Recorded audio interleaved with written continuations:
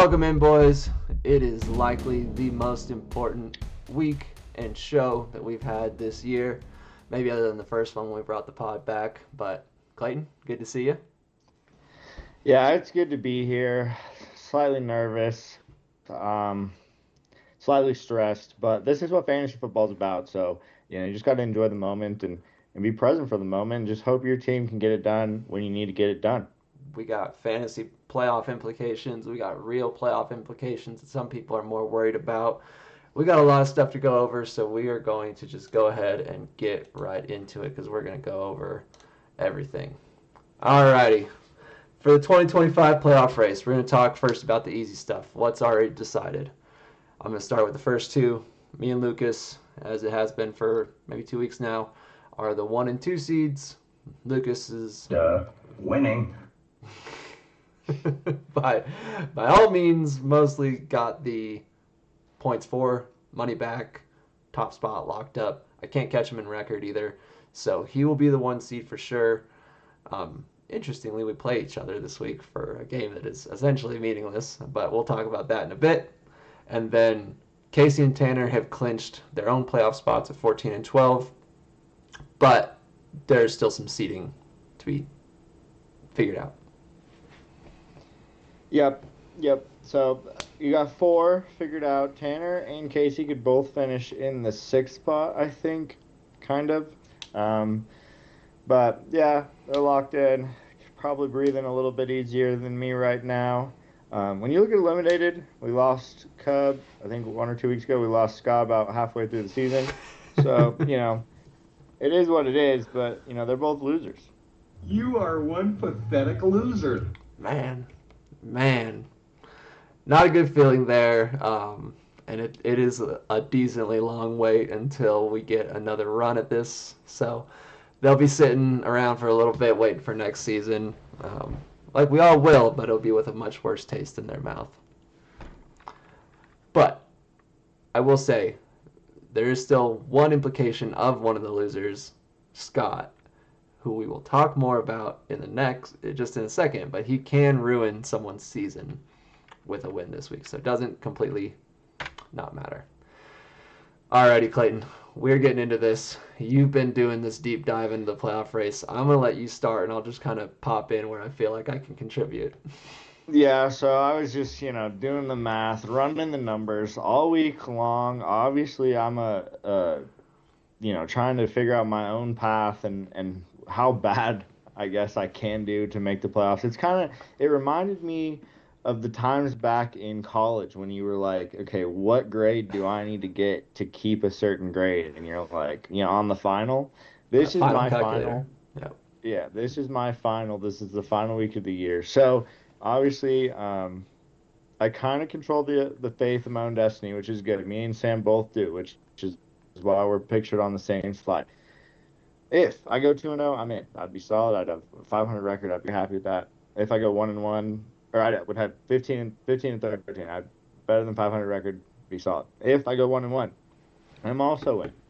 14, 500 record. I'd be happy with that as well. I am out with one path. I have to go 0-2. Joey has to go 2-0. And then one of the two must also happen. Sam also has to go 2-0, or Sam goes 1-1 and outscores me by 51 points. 51 points is a lot. That is. So, but not unreasonable. Not unheard of. Not unreasonable. I mean, 150-point week is happened quite a few times. 100-point weeks happen all the time. So, not one of the more absurd scenarios there.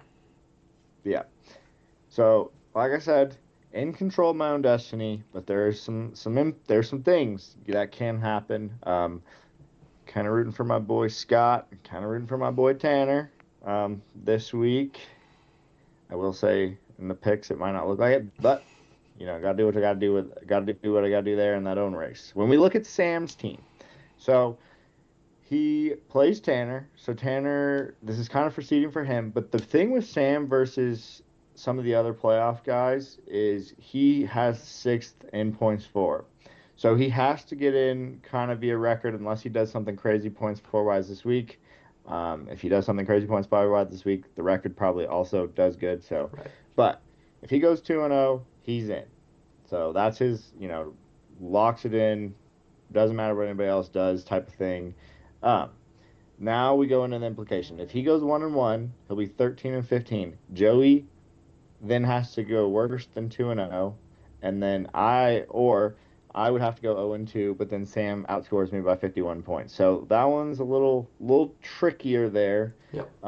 for Sam, but still a path in. Sam would be then out for sure. Well, not for sure, but out if he goes 0-2 and Joey goes 1-1. Joey's got Yep. a huge points for advantage on me, Sam, He's third. and yeah, he got a huge points for advantage. He's also out. This one's a little more complicated. If he goes 1-1, Joey goes 2-0. I get 1+ win, or I go 0-2, and Sam then doesn't make up 51 points on me. So, you know, Sam, if he's trying to just not care about the math, needs to go 2-0. If Yep. he looks into the math, there's obviously a couple different ways he could make it, but obviously a lot easier if he goes 2-0. That's always the easiest path, is just to keep winning games. So, alrighty.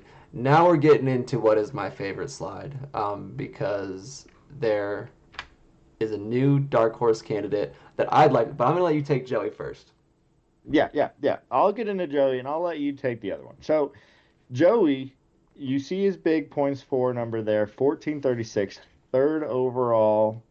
So, Joey, if he goes 2-0 and Sam does not go 2-0, he probably takes Sam in points for. So then, he gets the tiebreaker there.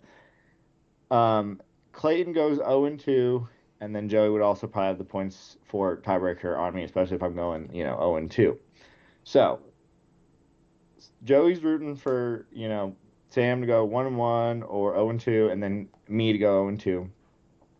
And then he, could potentially, he could get all the way up into the five seed. Yep. The less likely path is if Joey goes 1-1, I would be in for sure.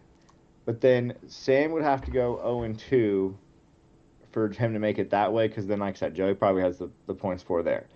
Joey is out, and there's a little bit more. I mean, he has more ways out than in. But if he goes 0-2, he's out. If he goes 1-1 and Sam gets any win, and then if he goes 2-0, Sam goes 2-0, and I get 1+1, he's also out. So, Joey's hoping for a little carnage for me and Sam to get into the playoffs. Right. So this is the first one who doesn't just control his destiny, like can go 2-0 and still not be in, depending on other Correct. people. So Correct. this is the slide of hoping for some help along the way, and that gets to my favorite example of it, Bo, who is actually a playoff contender in the final week of the regular season. And we have to apologize. We talked about it a little bit. We wanted to save most of this for today. Bo can make the playoffs with what can only be described as a miracle, and we have to apologize because we eliminated him way too early. Bo is currently sitting at 10-16, so 6 games under 500. But if he goes 2-0, and Sam goes 0-2, and Joey goes 0-2, and Bo outscores Sam by just 38 points, Sam and Bo would tie in record, both be at 12-16. Joey would be a game behind, and Bo would take the tiebreaker on points for with Sam. I have to say, I am rooting for this a little bit, just because I think I'm not trying to take a playoff spot from anyone else that's listed, but if this all happens, it's just one of those miracle scenarios that you're hoping kind of falls together because you'd want to see it. I'd put it at about five, a 2 to 5% chance, maybe 1%, somewhere there. Pretty low. But it's one of those 1% things that you just would love to see happen.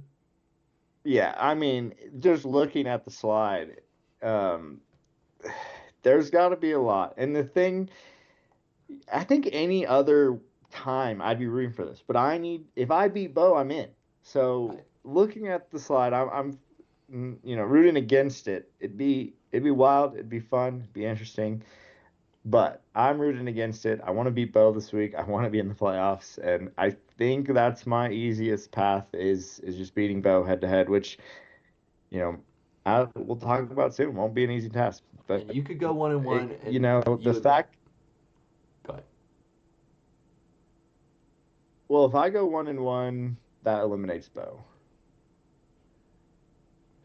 and that would be a No, it doesn't. sad time for Bo. Yeah, it does. Bo has to go 2-0. No, but you could get in on points, Oh, you're right.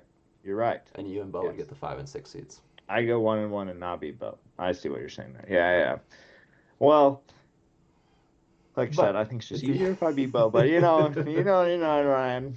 Ryan rooting for the 1% chance that no, the co-host gets in and Bo gets in, and exactly. probably less than a percent chance, which is fine. I respect it, but no, it's hard when you're looking at playoff scenarios. Obviously, like you're looking at these like things, and I think we've had Bo in here a little bit, then we eliminated him, and then of course everything that needed to happen for him last week happens, and it opens up this 1% chance that he could make it this week, which is fun, and I'm glad we're highlighting it here. But man, you run some numbers sometimes, and it just sometimes just doesn't squeak out Doesn't quite the no. right result until it becomes very clear. So sorry, Bo. We That's talked a on you. couple weeks ago about Bo having some losses where he was very high scoring and top 5 in points somewhere along the way, and just one of those going a different way would have really, really helped him out. Let's talk about this week. Let's talk about the actual matchups we got here. All right, so in what is the best matchup of the week on paper is actually the most boring. The 1 and 2 seeds are playing each other, but it doesn't really matter. There's no movement. We're not fighting for the 1 seed. We're not really fighting necessarily for points for. I believe I didn't double check this, and I should have. I believe I'm the only person to beat Lucas head to head this year. Um, the first time we matched up earlier in the year, and it was I think a fairly close game, but I think I beat him by about 10, 15 points. And now we get to run it back a little bit and see who has some momentum going into the playoff push. And I'm picking myself because I have to. I believe in my squad. I get a little bit lucky with some of the bye weeks that I'll let you talk about, but I've got my full allotment of players for the most part, other than maybe Marvin Harrison. But Jonathan Taylor against Jacksonville, Bijan, I think they'll have to play catch up against Seattle, so hopefully he gets some catches. T. Higgins against Buffalo, Jalen Waddle against the Jets, Devin Neal against the Tampa Bay run defense that actually hasn't been all that great recently, with some injuries there. And then the Chiefs up against the Houston defense. That could be a bit of a struggle, but they're playing for their lives, as we mentioned earlier, and I think they'll pull through. I like it. And did a little diving here while you were talking about your team. You are the only person to beat Lucas head to head. It was 126 to 107, so you beat him by 19. Um, but yeah, the only person to beat Lucas head to head. I would say this is a potential look at the Super Bowl or championship game matchup, but Lucas does not have Christian McCaffrey this week, and I think obviously that's It's his huge. best player. So I can't say it's, a potential look at that because it isn't. The roster would look different. And I think maybe even for you, you're probably not playing Devin Neal in a couple of weeks, but who knows? Who knows?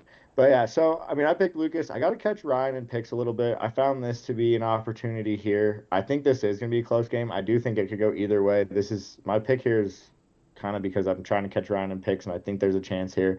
Um, I like Derrick Henry against Pittsburgh. I don't love Hampton against Philly. I also don't know if he's If he plays. playing. And then if you look at Lucas' team, he doesn't have a lot of options there. He would potentially have to make a move. But I know he's been practicing, and I think all signs point to him playing. But again, you don't know the share or whatever he's going to get. Either way, Lucas could lose this game. It would mean nothing to him. So maybe he doesn't even need to make a move. He just plays Hampton and with getting zero. Um, Olave's been nice. I think Tampa Bay has a good defense, but he's been nice. Rice has been good, and then I mean I know that if Rice does good, Patrick Mahomes usually is the benefactor of that, and vice versa. But there's a chance he gets a rushing touchdown, so who knows? Who knows? Will McBride's this been sway you? sick. Will this sway you, Clayton? If we're time stamping this video, it is 11:07 a.m. Mountain Standard Time. Jalen Waddle just scored a touchdown. Miami's first drive of the game. No, I'm sticking true. Like I said, I do think you can win this game. I'm not like I'm picking this. I think it's either way. I think it's a coin flip. Brees Hall against 11:07, Miami. also a timestamp. Still 11:07. Devin Neal also just scored. Yikes. Okay, now I'm.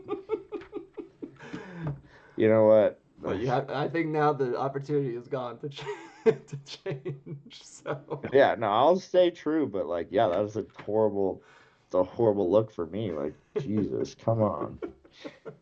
Good for you, Jill. Good for you. Good, what a play. All righty. Brees Hall plays Miami.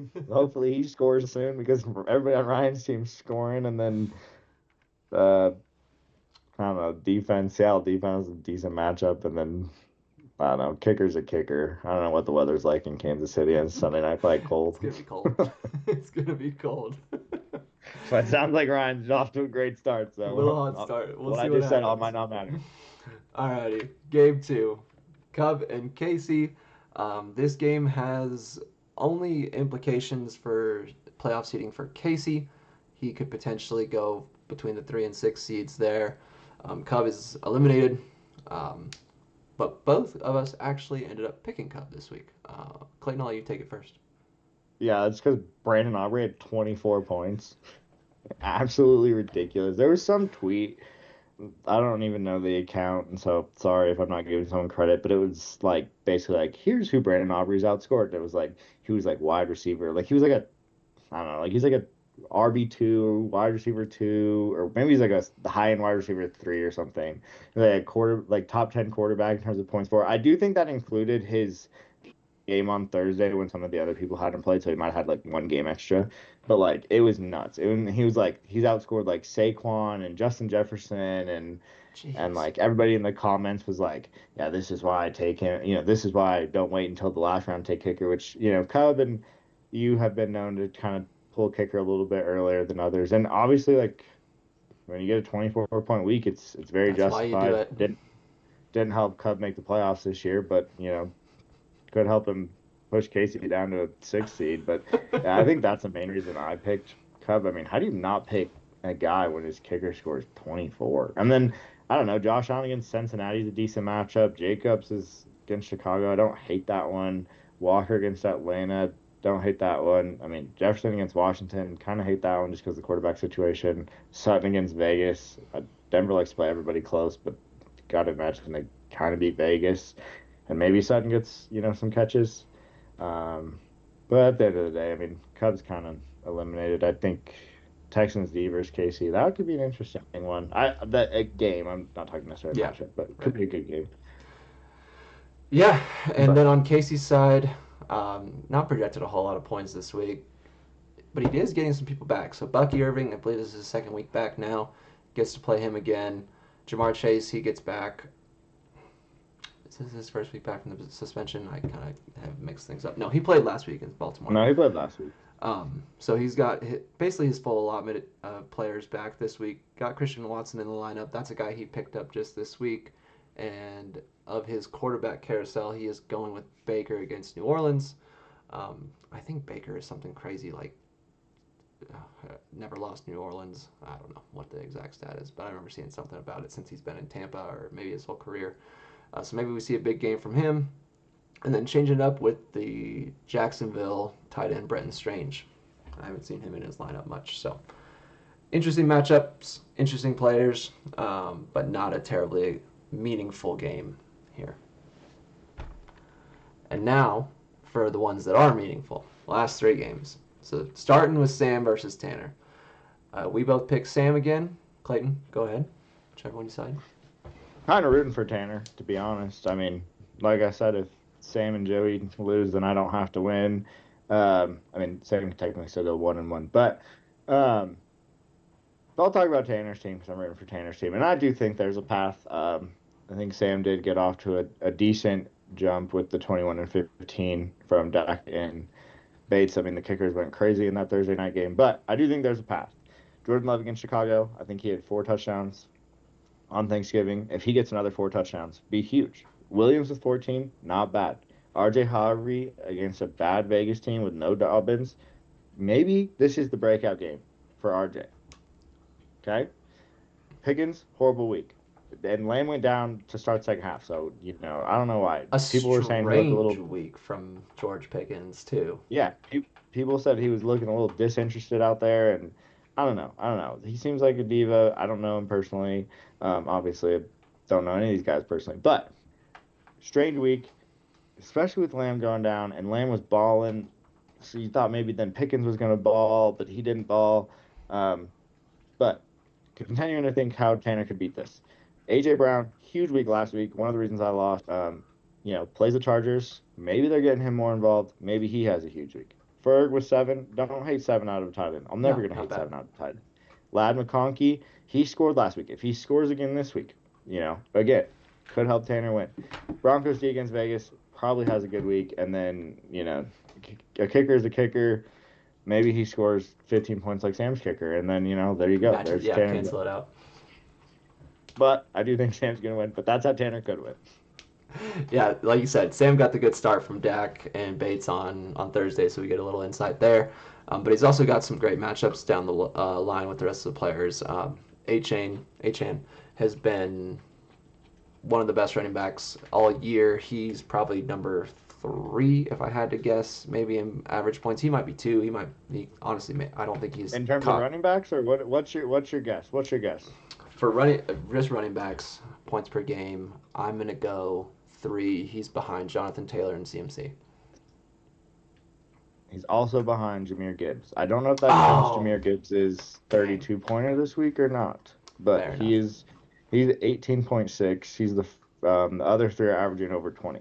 So, okay. Close, but no cigar. Close, and then Aaron Jones against Washington. They're playing JJ, I believe, this week again, so maybe he'll get some dump-offs, but I imagine they'll be having to catch up even to Washington because they're terrible. With that quarterback situation, you get Puka against Arizona. Arizona's been competitive in all these games. I know they don't have a great record, but they've seemed competitive. I bet they'll throw it around, try to get Matthew Stafford a little bit of a rebound after last week. Pittman against Jacksonville, they haven't been a great pass defense lately, and that's the good matchups. Zay Flowers, Zach Ertz, not as big of a fan of. Zach Ertz has been involved, especially when Mariota's playing, or I guess Mariota's not playing. Jaden's playing. So who knows if that gives him a boost or not. And then Flowers against Pittsburgh, I don't love it because Lamar's not playing great.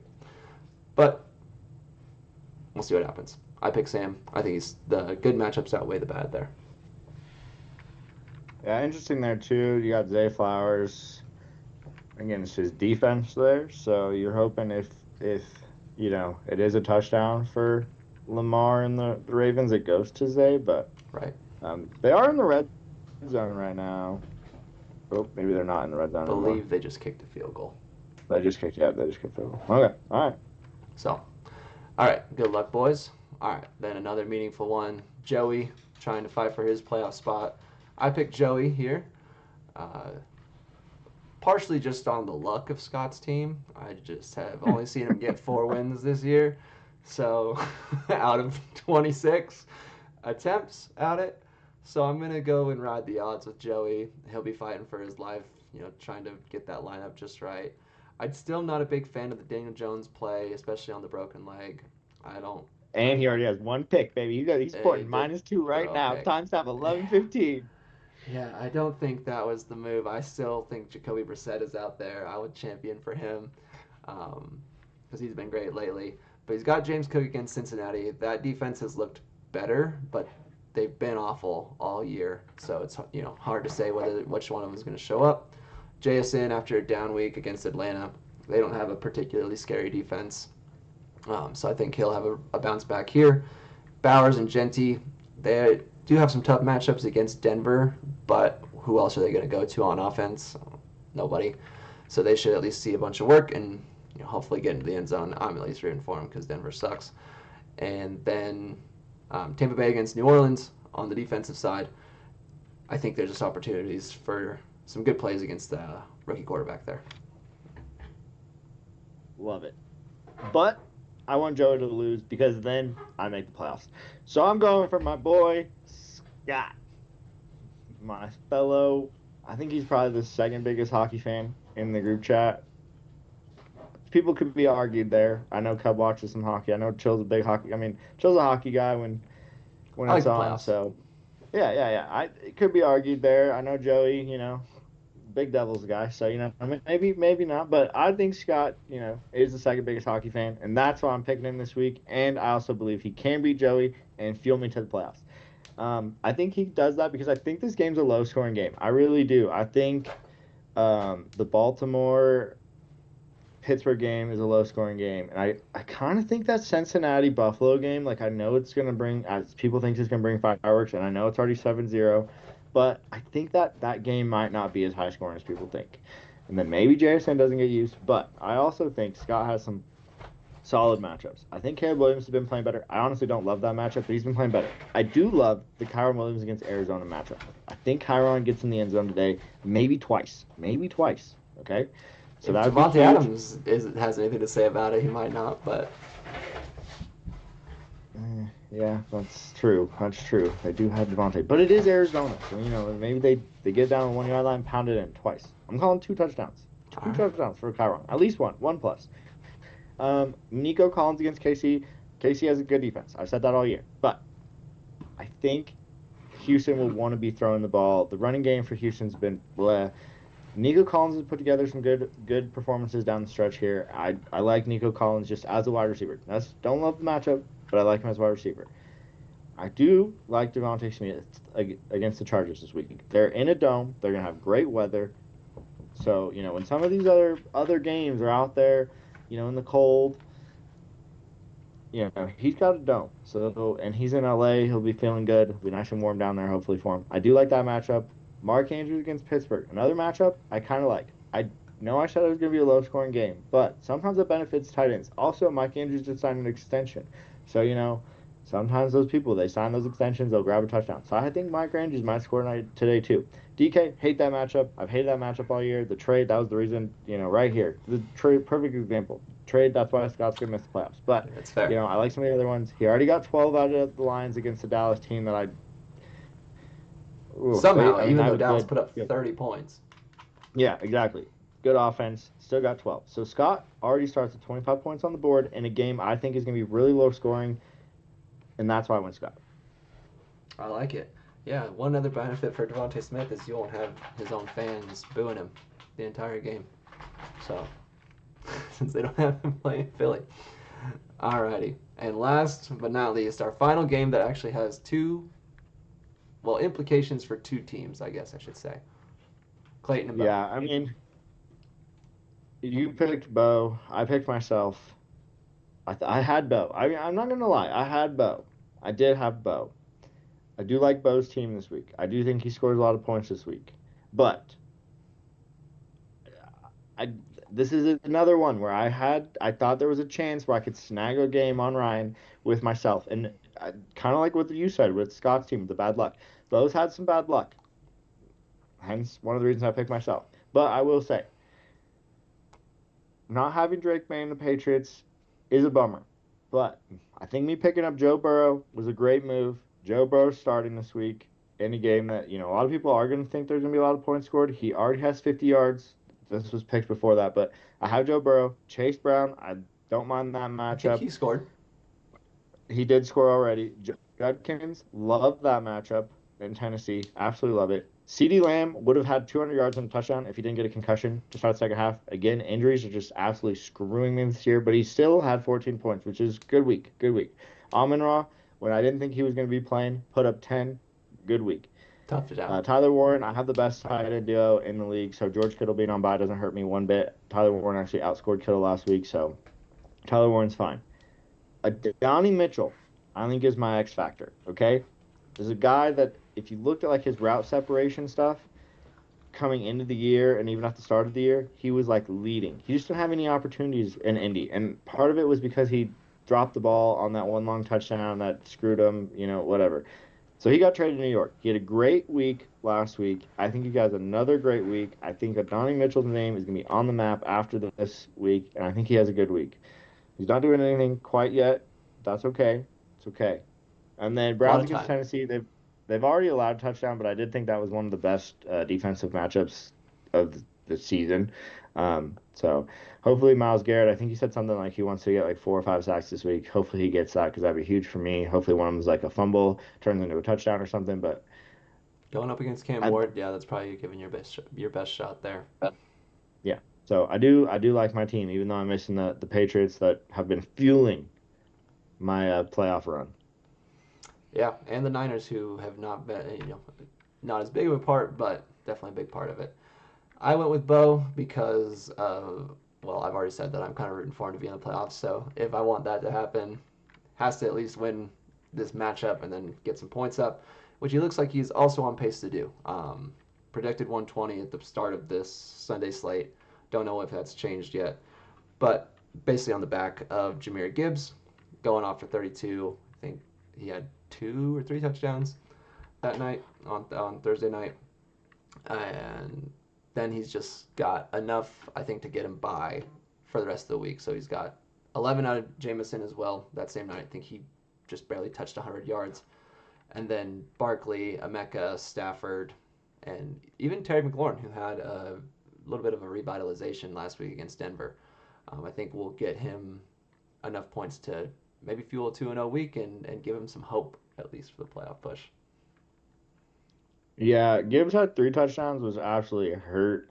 Luckily, Jameson Williams was at 96 yards, so Okay. didn't hurt me quite as much. I do, like I said, if CeeDee Lamb was healthy, the guy had like 120 yards at half, or like after the first drive coming out of half, he would have had 200 yards at touchdown, and just a brutal for me. And it was a bad concussion. Potentially he misses next week, so if I do make the playoffs, I might not have CD there. So Yep, hopefully that's he's tough. feeling better and healthy. He was still able to put up 14, which is good. But I do think this game's gonna be close. It's gonna be interesting. Hopefully I can at least snag top 5 points if Bo does get the win, which looks like he's definitely favored for right now.